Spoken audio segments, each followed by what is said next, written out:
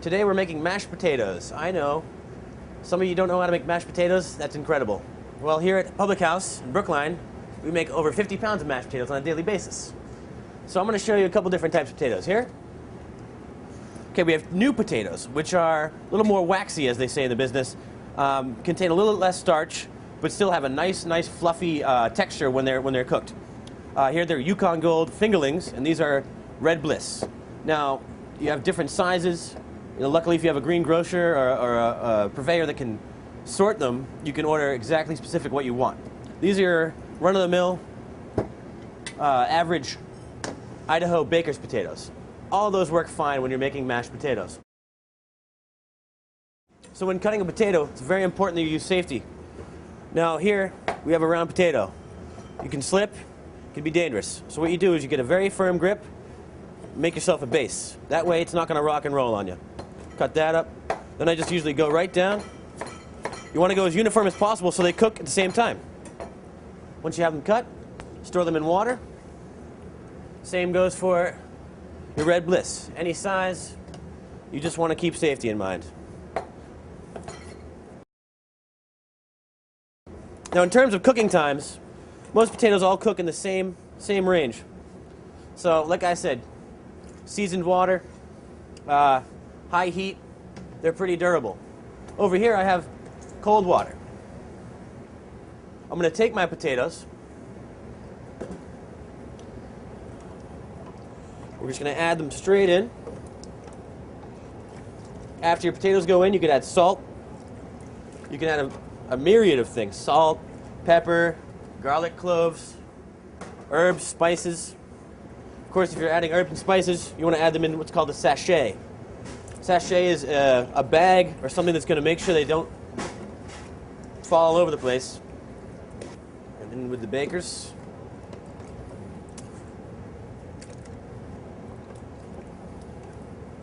Now generally, if you're making mashed potatoes, say for 4 people, family of 4, 4 friends over, I usually go 1.5 potatoes per person.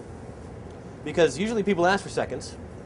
And if not, mashed potatoes can be reheated. So like I said before, once they go in, salt.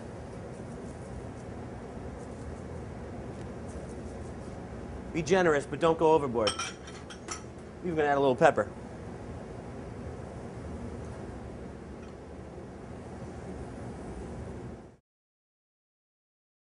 Now one thing I just mentioned before is the sachet.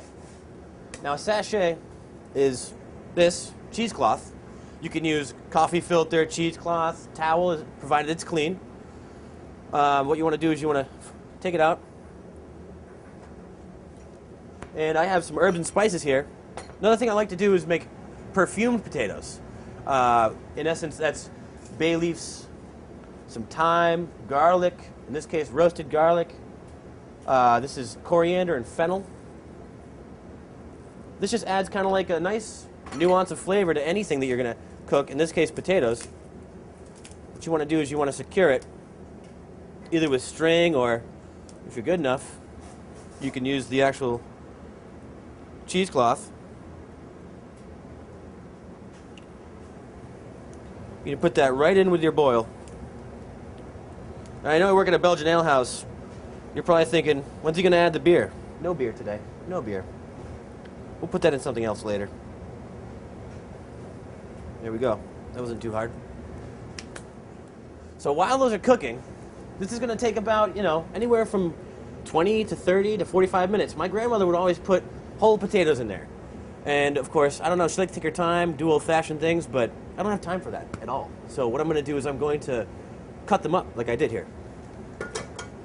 So it's been about 3 minutes in reality, but in TV time it's been, let's say, 25 to 30 minutes for cut potatoes. I like to cover them just so you don't get splattered, boil over, things like that. Again, you don't have to do that. You don't. It's your trip, babe. So here I have cooked potatoes. You can always test them using a knife carefully. They should just go right through, not stick to the knife or the implement that you're testing with. I'm going to drain them out. First and foremost, you can take out your sachet from your perfumed potatoes. Get rid of that. Oh, you can smell it. Now, one thing that a chef taught me, a little secret, you don't want a lot of water in your mashed potatoes. You want to have cream and butter and cheese. So you put them back on the stove for about 3 minutes. Keep an eye on them. It's very important you keep an eye on them. You burn the starch, it's one of those flavors you can't get out. Got our red blisses. That way, if you just keep it back on the heat for a little bit, it eliminates some of the moisture. You just get more of a better potato flavor. Always be careful when you're doing this. Do it into a sink. Something like this. I'm doing this for the sake of teaching you all. Go right back on. You can hear it. Obviously, you can see the steam coming out. In terms of moisture content, I find that these two, the new potatoes, have a little bit more moisture. Whereas the mealy potatoes, or baker's potatoes, don't need as much more after cooking time than the other two. That should just about do it. Okay, we're ready to mash.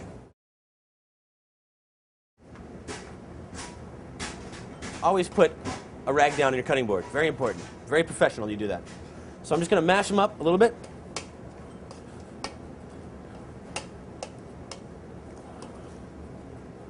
Now, the essential ingredients.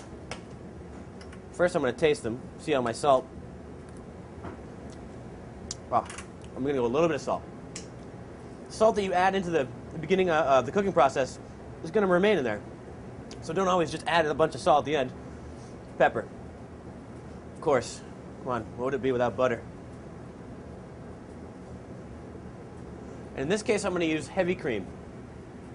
You can use light cream, milk. I've even seen people use water, soy milk, buttermilk. Just a little bit to kind of bring it together. Continue your mashing process. Now, add-ins. You know, I've had cheese. I've had just about everything. Everything in any mashed potato you could think of, I've had. So let's see. What are we going to do with these ones? I'm thinking black truffle and chervil. So I'll go with a little black truffle. You can always find black truffle, especially produce markets. What I'm adding here is about, I don't know, maybe $20 worth of truffle.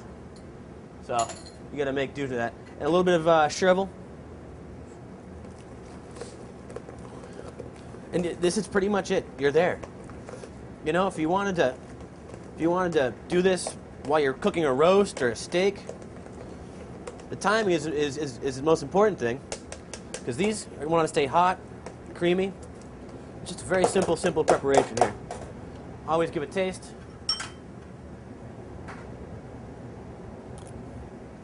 Oh yeah.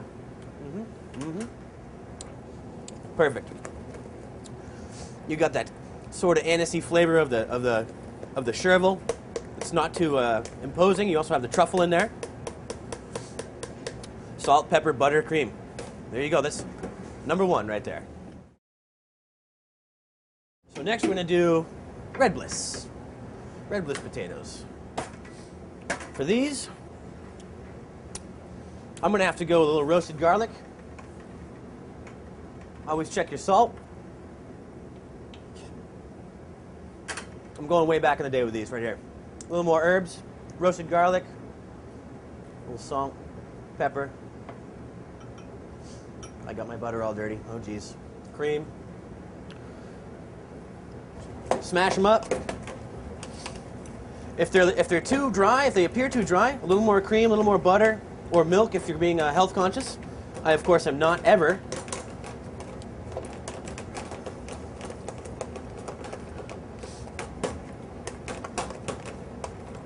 You can smell the roasted garlic. It really goes well with butter and the herbs.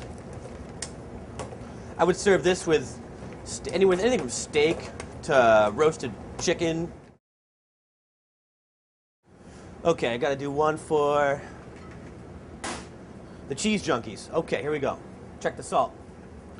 Nothing worse than an oversalted dish. That needs salt. Salt, pepper, butter. Kind of the holy trinity of mashed potatoes.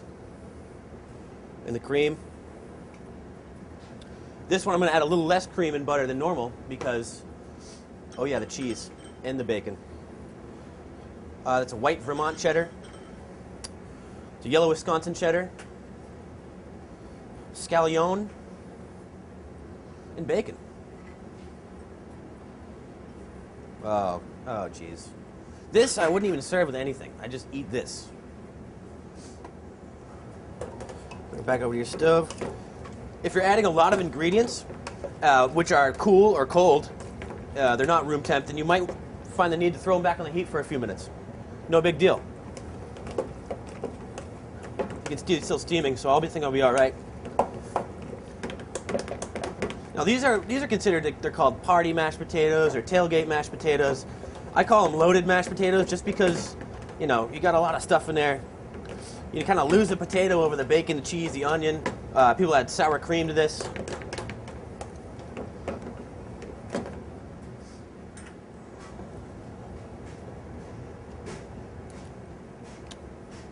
Yeah. Smokiness of the bacon. When you're mashing potatoes, just remember, get good quality potatoes, good ingredients, make sure everything's fresh, make sure your cream's good, your butter's cold. Just remember, seasoning's important, heat. As long as you season it well and you love what you're doing, it'll be delicious.